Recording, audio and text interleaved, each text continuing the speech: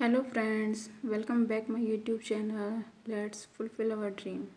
देखिए, हम अपनी मंजिल की तरफ अपने रास्ते की शुरुआत कर रहे हैं, जिसमें सबसे पहले हम हिंदी करेंगे। आपने मेरे साथ शुरुआत की है तो प्लीज़ लास्ट तक बने रहें। मैं आपको पूरा सिलेबस कंप्लीट करवाऊंगी, हर सब्जेक्ट का करवाऊंगी। आपको मेरे नोट्स लेने के बाद किसी भी वीडियो या नोट्स को लेने की ज़रूरत नहीं पड़ेगी। मेरा जो सिलेबस है वो कंप्लीट सिलेबस ही नहीं होगा, साथ साथ एग्ज़ाम ओरिएंटेड भी होगा। तो जैसा कि हमारा फर्स्ट चैप्टर वर्णमाला। देखिए, मैं आपको बहुत ही छोटी छोटी चीज़ों से शुरुआत करवा रही हूँ जिसे आप स्किप कर देते हो, और वो स्किप किया हुआ पार्ट ही आपके एग्ज़ाम में देखने को मिलता है, और जिसे आप देखकर आप कहते हो अरे एग्ज़ाम तो बहुत टिपिकल था, लेकिन वो बहुत जो स्किप की हुई चीज़ होती हैं और बहुत ही आसान होती हैं। आपका फर्स्ट चैप्टर है वर्णमाला। देखिए, वर्णमाला में फर्स्ट है, पॉइंट है 1। धीरे धीरे चलिए, समझ कर चलिए, अच्छे से कवर करते हुए चलिए सिलेबस को। आप जल्दी स्पीड में चलोगे और सिलेबस कवर नहीं हो पाएगा तो क्या फ़ायदा। स्पीड में चलोगे, समझ नहीं आएगा, जो इम्पोर्टेंट टॉपिक है मिस कर दोगे, स्किप कर दोगे, तो कोई फ़ायदा नहीं होगा इस चीज़ का, सिलेबस कंप्लीट करने का भी।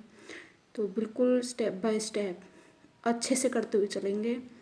तो मेरे साथ पूरे सिलेबस तक बने रहिए। फर्स्ट है वर्ण। वर्ण किसे कहते हैं? देखिए, वर्ण क्या है? वर्ण भाषा की सबसे छोटी ध्वनि है। वर्ण क्या है? भाषा की सबसे छोटी ध्वनि है। इस ध्वनि को ही वर्ण कहते हैं। मतलब सबसे छोटी ध्वनि जहाँ से किसी भी भाषा की शुरुआत होती है उसे कहते हैं हम वर्ण।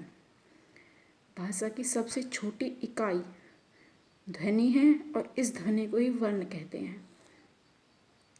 ये आपको समझ आ गया? पूछा भी जाता है कि भाषा की सबसे छोटी इकाई क्या है, और पूछा गया है, एक बार सीटेट में पूछा गया है, एक बार एचटेट में भी आया था बहुत टाइम पहले, 2014 या 15 की बात है, उस टाइम पूछा गया था ये। तो भाषा की सबसे छोटी इकाई ध्वनि है, इस ध्वनि को ही क्या बोलते हैं? वर्ण बोलते हैं। उसके बाद देखिए वर्णमाला। वर्णमाला क्या है? वर्णों के व्यवस्थित समूह को वर्णमाला कहते हैं। देखिए, वर्णों के समूह को नहीं बोल सकते हम, वर्णों के समूह को वर्णमाला कहते हैं, ये गलत होगा। लेकिन वर्णों के व्यवस्थित समूह को वर्णमाला कहते हैं, ये सही है। वर्णमाला किसे कहते हैं? वर्णों के व्यवस्थित समूह को वर्णमाला कहते हैं। उसके बाद देखिए इम्पोर्टेंट पॉइंट, जो अक्सर बच्चे क्या करते हैं? स्किप करते हैं कि अरे कितना आसान है, और हम इसे स्किप कर देते हैं और फिर अटक जाते हैं एग्ज़ाम टाइम में। देखिए, आपसे पूछे भाषा की सार्थक इकाई क्या है? वाक्य। भाषा की सार्थक इकाई पूछा जाए, वाक्य है। वाक्य से छोटी इकाई क्या है? उपवाक्य। वाक्य से छोटी इकाई उपवाक्य।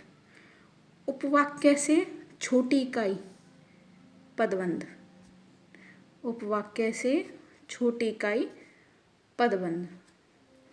पदबंध से छोटी इकाई पद। पद को ही शब्द बोलते हैं। पदबंध से छोटी इकाई पद या शब्द।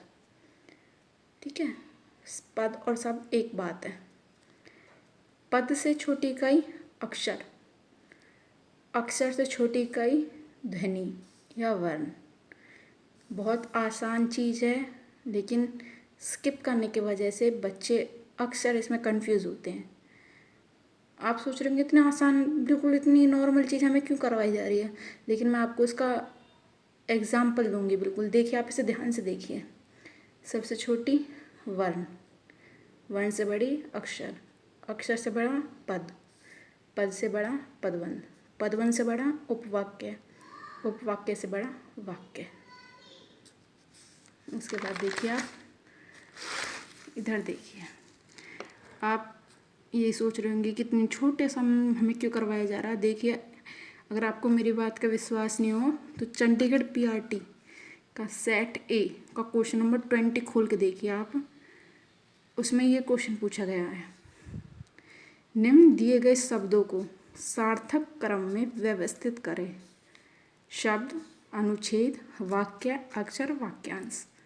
ऑप्शन ये दिए हुए हैं 41523, 41352, 42513, 41532। इसका सही आंसर होएगा ऑप्शन नंबर डी, 41532। 41532। 4 में क्या है? सबसे पहले अक्षर, उसके बाद शब्द, उसके बाद वाक्यांश, उसके बाद वाक्य, और वाक्य से बड़ा अनुच्छेद। अब तो मैंने आपको एग्जाम्पल भी दिखा दिया। अब तो आप सोच सकते हो कि स्किप की हुई चीज़ कितनी इम्पोर्टेंट होती है। ये question Chandigarh PRT set 1 question number 20 था। इसके बाद देखिए, कभी भी कोई भी पॉइंट स्किप नहीं करना चाहिए, क्योंकि स्किप हुई चीज़ एग्ज़ाम में देखने को मिलती है, फिर वो हमें कठिन लगने लगती है। इस क्वेश्चन पे जो सही आंसर था उसका परसेंटेज था बच्चों का 5.6। इसका मतलब 35,000 बच्चों में से कुल 1800-1900 के करीब बच्चों ने इसका सही आंसर दिया था। इसके बाद देखिए, अब हम अपने वर्णों को समझते हैं। देखिए, उच्चारण के आधार पर वर्ण 45 है, 10 स्वर, 35 व्यंजन। क्वेश्चन पूछा जाता है वर्णों की संख्या किस आधार पे? उच्चारण के आधार पर। कितनी है? 45। ध्यान से देखना, उच्चारण के आधार पर वर्ण 45, 10 स्वर, 35 व्यंजन। इसके बाद है हमारा लेखन के आधार पे। क्या है? लेखन के आधार पर वर्ण 52, 13 स्वर, 35 व्यंजन, 4 संयुक्त व्यंजन। 13 स्वर, 35 व्यंजन, 4 संयुक्त व्यंजन। इम्पोर्टेंट चीज़ है, ध्यान रखना, उच्चारण के आधार पर 45 हैं, लेखन के आधार पर 52 हैं। ज़्यादातर बच्चे याद रखते हैं कि 52 या 45, लेकिन वो ये तो याद रख लेते हैं, या तो 45 याद रखेंगे या 52 याद रखेंगे, लेकिन वो ये याद नहीं रख पाते किस आधार पे है। तो आपको आधार भी याद रखना है, उच्चारण के आधार पर। देखिए, उच्चारण और लेखन के आधार पे आपको समझ में आ गया कितने स्वर हैं, कितने व्यंजन हैं।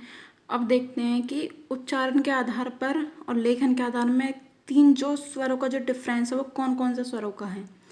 देखिए, ए, आ, ई, ऊ, बड़ा ऊ, ऋषि, जिस पे ये लग रहा है ना, ये ब्रैकेट बना हुआ है, वो लेखन के आधार पर है, उच्चारण के आधार पर नहीं है। ए, ओ, अंग, आह। तो ये जो 3 हैं वो लेखन के आधार पर हैं, लेकिन उच्चारण के आधार पर वो नहीं है। पूछा जाता है कौन से लेखन के आधार पे, कौन से उच्चारण के आधार पे। बहुत ही छोटी चीज़ है, अक्सर स्किप की जाती है और फिर एग्ज़ाम में देखने को मिलती है। उसके बाद अपने व्यंजन। व्यंजन देखिए, क वर्ग, ये देखिए, क, ख, ग, घ, न, च वर्ग, ट वर्ग, प वर्ग, त वर्ग, प वर्ग, ये मैंने सारे लिखे हुए हैं। इसके बाद अंतस्थ व्यंजन, उष्म व्यंजन, संयुक्त व्यंजन, द्विगुण व्यंजन। अब आपसे डिफरेंस पूछा जाता है कि ऐसे कौन से हैं व्यंजन जो उच्चारण के आधार पर होते हैं लेकिन उच्चारण के आधार पर नहीं होते, लेकिन लेखन के आधार पर होते हैं। जो डिफरेंस आता है वो कहाँ पे आता है? देखिए, जो डिफरेंस आया है हमारा वो आया है इधर, देखिए, 10 स्वर, 35 व्यंजन, ठीक है। इधर उच्चारण के आधार पर 35 व्यंजन, इधर भी 35 व्यंजन, लेकिन लेखन के आधार पर 4 संयुक्त व्यंजन हैं जो वो और जोड़ दिए जाते हैं। लेखन के आधार पर 4 संयुक्त व्यंजन, देखिए ये रहे संयुक्त व्यंजन, ये रहे, ये जोड़ दिए जाते हैं। तो आप इन्हें सभी को काउंट करोगे जब आप इन्हें सभी को काउंट करोगे तो ये आपको पूरे 35 + 4 मिलेंगे, 39। ठीक है। अब ये एक चीज़ और देखिए, इधर देखिए टवर। टवर में क्या है? ड ढ। इसमें और इसमें क्या अंतर है? देखिए इसके नीचे अंक की बिंदी लगी हुई है, इसके नीचे भी, लेकिन यहाँ पे नहीं है। ये अलग अलग हैं और ये अलग अलग तरीके से काउंट होते हैं। इनको अलग अलग तरीके से काउंट करोगे तभी इनकी संख्या 39 बैठेगी। आप काउंट करके देख सकते हो, इनकी संख्या तभी 39 बैठेगी। जिनके नीचे बिंदी होती है इन्हें बोलते हैं हम द्विगुण व्यंजन। द्विगुण व्यंजन पूछा जाता है कौन कौन से व्यंजन द्विगुण व्यंजन है, तो ये आपको दिखाई दे रहा है ड और ढ। ठीक है। ये सारे व्यंजन मैंने आपको लिखवा दिए हैं, आप एक बार ध्यान से देखिए।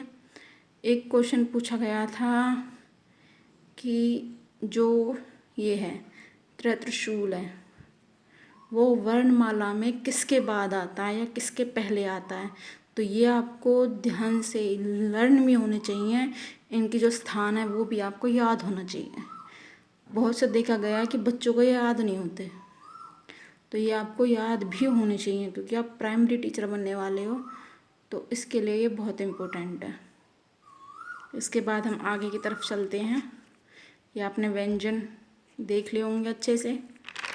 देखिए संयुक्त व्यंजन, जो मैंने आपको 4 संयुक्त व्यंजन बताए थे, वो संयुक्त का मतलब जोड़, मेल।